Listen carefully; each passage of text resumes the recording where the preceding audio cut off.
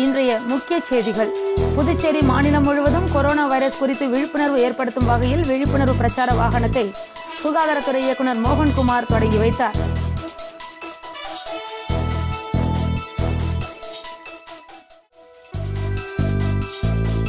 Corona virus எதிரொலியாக புதுச்சேரி பள்ளிகளில் ஆண்டு விழா, விளையாட்டு விழா, கலாச்சார நிகழ்வுகள் நடத்தக்கூடாது என புதுச்சேரி பள்ளிகளுக்கு கல்வித்துறை இயக்குனர் அறிவுறுத்தியுள்ளார். காதல் ஜோடியை மிரட்டி பணம் பறித்த 2 காவலர்களை பணியிடை நீக்கம் செய்து டிஜிபி உத்தரவிட்டுள்ளார்.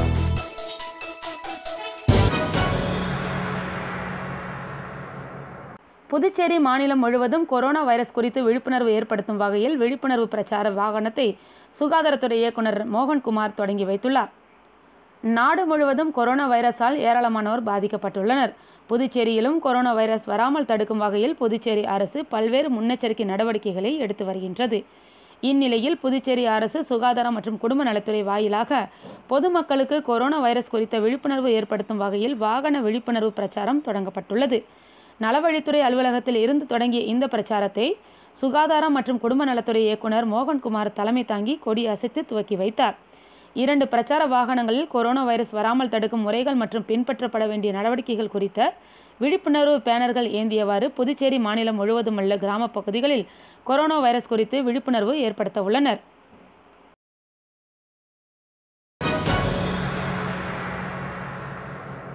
கொரோனா வைரஸ் எதிரொலியாக புதுச்சேரி பள்ளிகளில் ஆண்டு விழா, விளையாட்டு விழா, கலாச்சார நிகழ்வுகள் நடத்தக்கூடாது என புதுச்சேரி பள்ளிகளுக்கு கல்வித்துறை இயக்குனர் அறிவுறுத்தியுள்ளார்.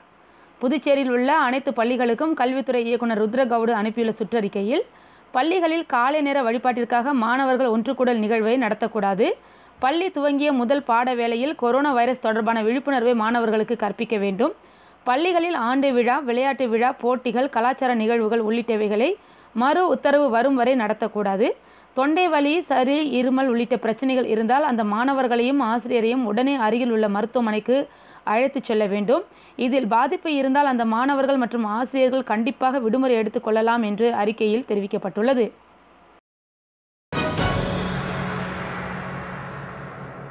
காதல் ஜோடியை மிரட்டி பணம் பறித்த 2 காவலர்களை பணியிடை நீக்கம் செய்து டிஜிபி உத்தரவிட்டுள்ளார்.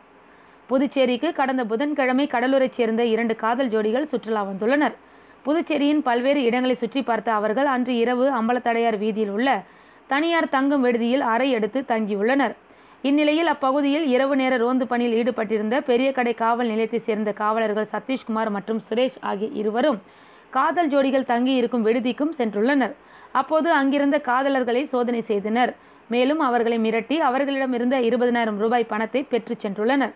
இச்சம்பவம் குறித்து காவல்துறை தலைமையகத்திற்கு புகார் சென்றதை அடுத்து சீனியர் போலீஸ் சூப்பரிண்டென்ட் உத்தரவின் பேரில் விசாரணை நடைபெற்றது. விசாரணையில் நடந்த சம்பவம் உண்மை என தெரிய வந்ததை அடுத்து காதலர்களை மிரட்டி பணம் பறித்த காவலர் சதீஷ்குமார், ரிசர்வ் பெட்டாலியன் காவலர் சுரேஷ் ஆகியோரை பணியிடம் நீக்கம் செய்து டிஜிபி பாலாஜி ஸ்ரீவஸ்தலா உத்தரவிட்டுள்ளார். மேலும் இது குறித்து விரிவான விசாரணை நடத்தவும் அவர் உத்தரவிட்டுள்ளார்.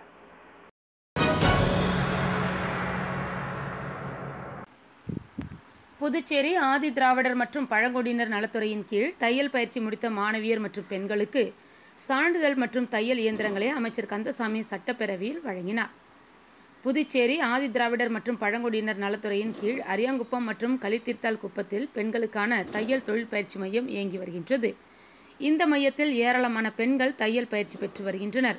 இந்நிலையில் தையல் பயிற்சி முடித்த மாணவியர்கள் மற்றும் பெண்களுக்கு சான்றிதழ் மற்றும் இலவசமாக தையல் இயந்திரங்கள் மற்றும் உபகரணங்கள் வழங்கும் நிகழ்ச்சி சட்டப்பேரவை வளாகத்தில் நடைபெற்றது. இதில் சிறப்பு விருந்தினராக சமூக நலத்துறை அமைச்சர் கந்தசாமி கலந்து கொண்டு மாணவிகளுக்கு தையல் பயிற்சி பெற்றதற்கான சான்றிதழ் மற்றும் தையல் இயந்திரங்களை வழங்கினார்.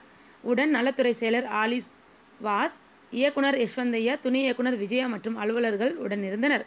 அதனைத் தொடர்ந்து ஆதி திராவிடர் மேம்பாட்டுக் கழகத்தின் மூலம் தேசிய அட்டவணை இனத்தவர் நிதி மேம்பாட்டுக் கழக திட்டத்தின் கீழ் கல்வி கடனாக பல்வேறு கல்லூரிகளில் மருத்துவம், பொறியியல் மற்றும் தொழில்நுட்ப மேற்படிப்பு பயிலும் 43 ஆதி திராவிட மாணவ மாணவியர்களுக்கு அமைச்சர் கந்தசாமி 40,43,000 ரூபாய்க்கான கடன் தொகையை வழங்கினார்.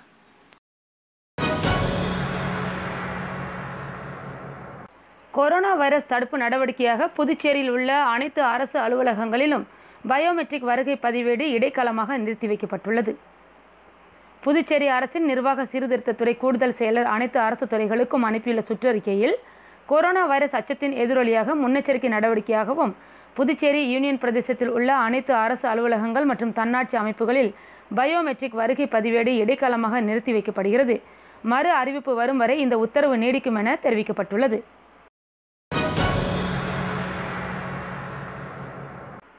புதுச்சேரி அரியூர் ஸ்ரீ வெங்கடேஸ்வர பொறியியல் மற்றும் தொழில்நுட்ப கல்லூரியில் நிரல் திருவிழா நடைபெற்றது.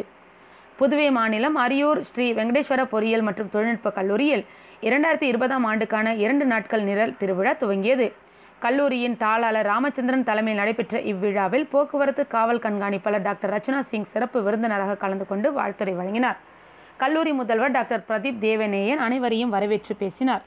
இந்நிகழ்ச்சியில் Amazon, Infosys, HCL, L&T Infotech, Ramco system உள்ளிட்ட பல்வேறு முன்னணி நிறுவனங்களின் மனிதவளத்துறை அதிகாரிகள், முதன்மை செயல் அதிகாரிகள், தொழில்நுட்ப குழுவினர் வருகை தந்து மாணவர்களின் தொழில்நுட்ப அறிவையும் சிக்கல்களுக்கு அவர்கள் தரும் தொழில்நுட்ப தீர்வையும் சோதித்தனர். மேலும் வெங்கடேஸ்வர கல்வி குழுமத்தின் பொது மேலாளர் சவுந்தரராஜன், முதல்வர்கள், நிர்வாக அதிகாரிகள், பேராசிரியர்கள், மாணவ மாணவிகள் உள்ளிட்ட அலுவலக ஊழியர்கள் கலந்து கொண்டனர். இந்நிகழ்ச்சிக்கான அனைத்து ஏற்பாடுகளையும் கல்லூரியின் வேலைவாய்ப்பு மற்றும் பயிற்சி அலுவலர் ஆனந்தராஜ் மற்றும் குழுவினர் ஏற்பாடு செய்திருந்தனர். விழாவின் முடிவில் டாக்டர் ஜெயராமன் நன்றி உரையாற்றினார்.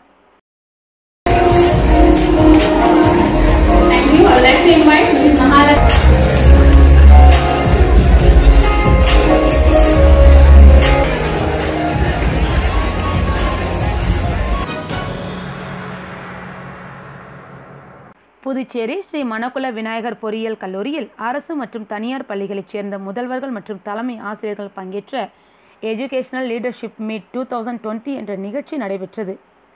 புதுவை மாநிலம் மதகடிப்பட்டில் உள்ள ஸ்ரீ மணக்குள விநாயகர் பொறியியல் கல்லூரியில் அரசு மற்றும் தனியார் உயர்நிலைப் பள்ளிகளைச் சேர்ந்த முதல்வர்கள் மற்றும் தலைமை ஆசிரியர்கள் மற்றும் கல்வி மைய இயக்குநர்கள் ஆகியோர் கலந்து கொண்ட எஜுகேஷனல் லீடர்ஷிப் மீட் 2020 என்ற நிகழ்ச்சி நடைபெற்றது.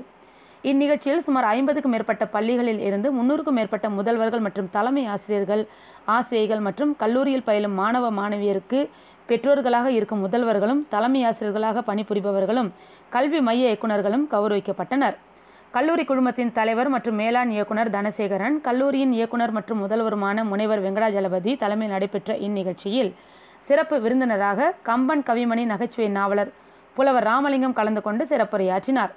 மேலும் கல்லூரியின் துணைத் தலைவர் சட்டமன்ற உறுப்பினர் சுகுமாரன், கல்லூரியின் செயலாளர் மருத்துவர் நாராயணசாமி கேசவன் ஆகியோர் கலந்து கொண்டு நிகழ்ச்சியை சிறப்பித்தனர். இந்த சந்திப்பில் ஆசிரியர்கள் எதிர்கொள்ளும் சவால்கள், தலைமை பொறுப்பினால் ஏற்படும் மன அழுத்தம் மற்றும் அதனை எதிர்கொள்ளும் விதம், தலைமை பொறுப்பில் இருக்கும் முதல்வர்கள் மற்றும் தலைமை ஆசிரியர்கள் எவ்வாறு எதிர்கொண்டு மாணவ மாணவியர்களை உருவாக்குகின்றனர் என்று விழாவிற்கு வந்திருந்த சிறப்பு விருந்தினர்கள் எடுத்துரைத்தனர். விழாவில் பல்வேறு பள்ளிகளைச் சேர்ந்த 700க்கும் மேற்பட்ட முதல்வர்கள், ஆசிரியர்கள் உள்ளிட்ட மாணவர்கள் ஆகியோர் பங்கேற்றனர்.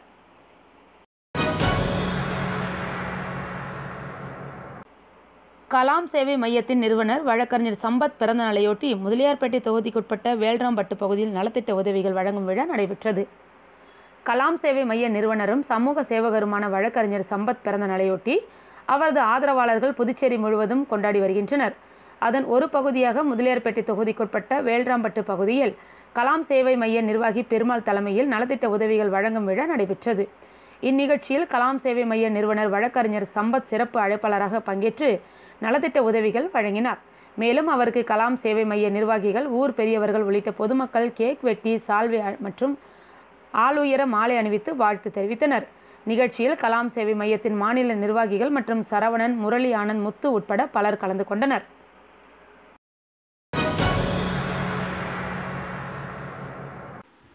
புதுச்சேரியில் பணி நிரந்தரம் உள்ளிட்ட கோரிக்கைகளை வலியுறுத்தி NRHM ஊழியர்கள் 100க்கும் மேற்பட்டோர் ஆளுநர் மாளிகையை முற்றுகையிட்டு ஆர்ப்பாட்டத்தில் ஈடுபட்டனர்.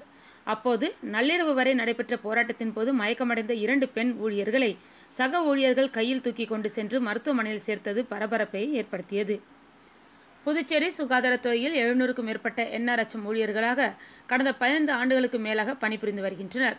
ஒப்பந்த அடிப்படையில் பணிபுரியும் இவர்களே பணி நிரந்தரம் செய்ய வேண்டும் என பல கட்ட போராட்டங்களில் ஈடுபட்டு வருகின்றனர்.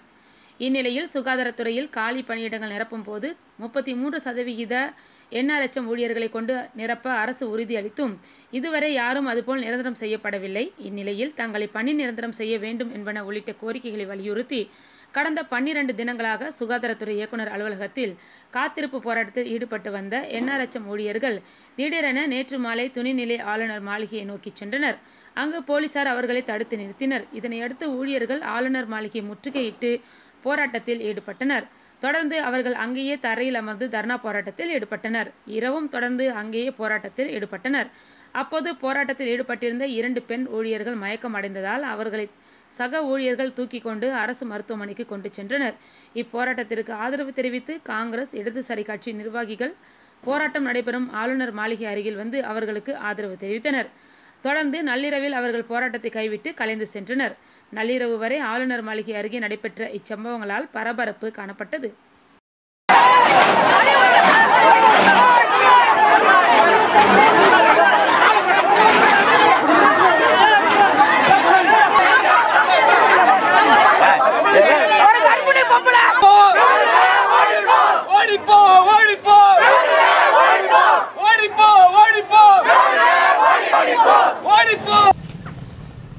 கொல்லுறாங்க கொல்லுறாங்க கொல்லுறாங்க கொல்லுறாங்க போராடுனா கொல்லுறாங்க போராடுனா கொல்லுறாங்க கொல்லுறாங்க கொல்லுறாங்க கொல்லுறாங்க கொல்லுறாங்க போராடுனா கொல்லுறாங்க போராடுனா கொல்லுறாங்க கண்டிக்கின்றோம் கண்டிக்கின்றோம் கண்டிக்கின்றோம் கண்டிக்கின்றோம் புதிய அரசை கண்டிக்கின்றோம் கண்டிக்கின்றோம் துணைநிலை ஆளுநரை வன்மையாக கண்டிக்கின்றோம். மாவட்ட ஆட்சியர் கல்வி மற்றும் பயிற்சி நிறுவனத்தில் மாணவிகளின் கற்பித்தல் பொருட்கள் கண்காட்சி நடைபெற்றது.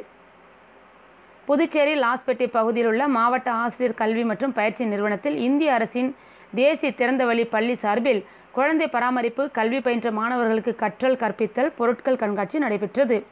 இவ்விழாவில் புதுச்சேரி பள்ளி கல்வித்துறை இயக்குனர் ருத்ரகவுடு கண்காட்சியை பார்வையிட்டார். நிறுவனத்தில் முதல்வர் நடன சபாபதி வரவேற்றும் மாணவர்கள் தேர்வில் வெற்றி பெற வாழ்த்தினார். நிகழ்ச்சியில் சுமார் 1000க்கும் மேற்பட்ட படைப்புகள் காட்சிப்படுத்தப்பட்டிருந்தன. மேலும் நிகழ்ச்சியில் நாராயணன், அருணகிரி, பயிற்சி பொறுப்பாசிரியர் கிருஷ்ணமூர்த்தி உட்பட பலர் கலந்து கொண்டனர். இந்நிகழ்ச்சிக்கான ஏற்பாடுகளை விரிவுரையாளர்கள் செய்திருந்தனர்.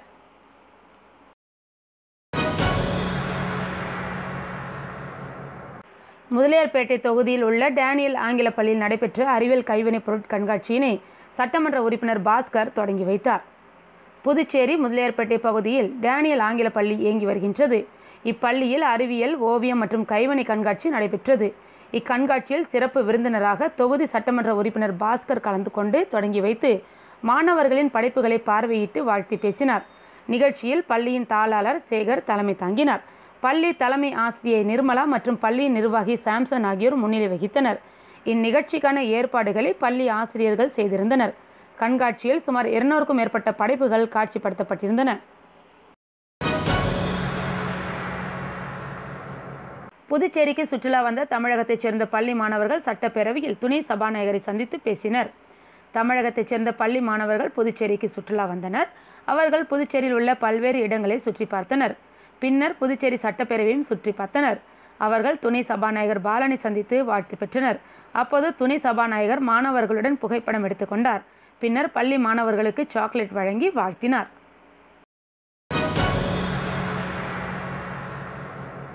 புதுச்சேரியில் இயங்கி வரும் ஜங்கல் புக் பள்ளியின் 14வது ஆண்டு விழாவில் பள்ளி மாணவர்களின் கண்கவர் கலை நிகழ்ச்சிகள் நடைபெற்றது. புதுச்சேரியில் இயங்கி வரும் ஜங்கல் புக் பள்ளியின் 14வது ஆண்டு விழா பள்ளி வளாகத்தில் சிறப்பாக கொண்டாடப்பட்டது. பள்ளியின் மேலாளர் முகமது அசீம் விழாவை தொடங்கி வைத்தார். ராம்குமார் தலைமை தாங்கி உரை நிகழ்த்தினார். தொடர்ந்து பள்ளி மாணவர்களின் கலை நிகழ்ச்சிகள் நடைபெற்றது. அதனைத் தொடர்ந்து பல்வேறு போட்டிகளில் வெற்றி பெற்றவர்களுக்கு பரிசுகள் வழங்கப்பட்டன. இதில் பள்ளி ஆசிரியர்கள் மற்றும் மாணவர்கள் பெற்றோர்கள் பலர் கலந்து கொண்டனர்.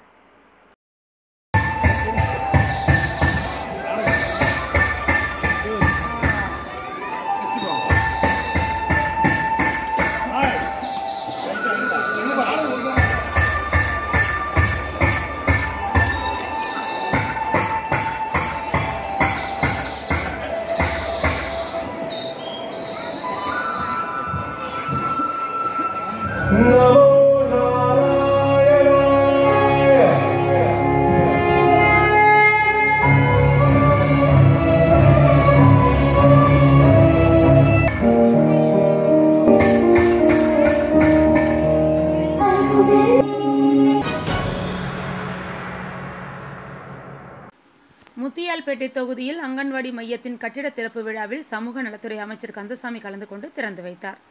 புதுச்சேரி முத்தியால்பேட்டை தொகுதிக்குட்பட்ட சோலை நகர் பகுதியில் மகளிர் மற்றும் குழந்தைகள் மேம்பாட்டுத்துறை சார்பில் அங்கன்வாடி கட்டிடத்தினை திறப்பு விழா நடைபெற்றது.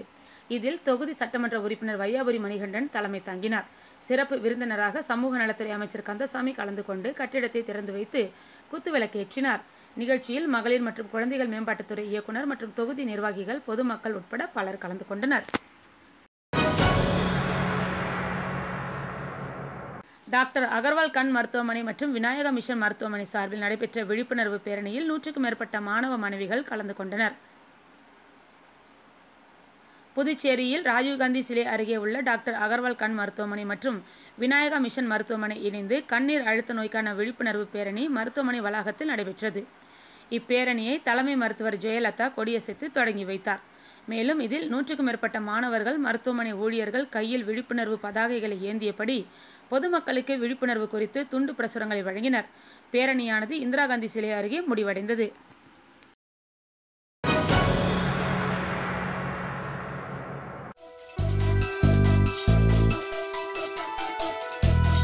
மீண்டும் முக்கிய செய்திகள். புதுச்சேரி மாநிலம் முழுவதும் கொரோனா வைரஸ் குறித்து விழிப்புணர்வு ஏற்படுத்தும் வகையில் விழிப்புணர்வு பிரச்சார வாகனத்தை சுகாதாரத்துறை இயக்குனர் மோகன்குமார் தொடங்கி வைத்தார்.